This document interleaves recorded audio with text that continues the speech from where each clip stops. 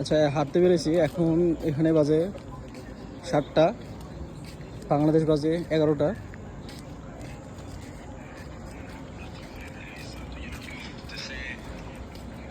এখানে এটা গ্রীষ্মকাল। এখানে হচ্ছে জুন, জুলাই, আগস্ট, সেপ্টেম্বর 4 মাস গ্রীষ্মকাল।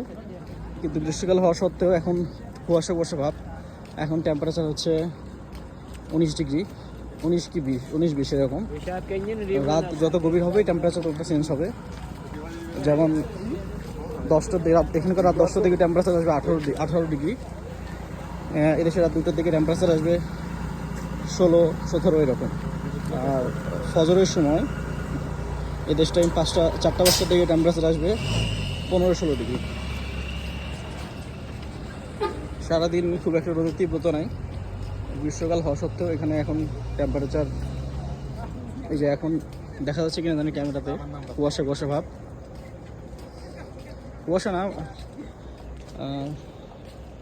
এই তো মোটামুটি এখানকার আবহাওয়া। ওয়েদারটা একদম অনেক সুন্দর। এরকম টেম্পারেচারে থাকলে এরপরে বাংলাদেশে গিয়ে থাকা কষ্ট হয়ে যাবে। রাতে কোনো এসি লাগে না, রাতে জানলা খুলে ঘুমানো যায় না। যদি জানলা খুলে ঘুমায় সেক্ষেত্রে নাক বন্ধ হয়ে যায়, সর্দি লাগে, কম্বল গায়ে নিয়ে ঘুমাতে হয়। এই হচ্ছে এখানকার ওয়েদারের অবস্থা।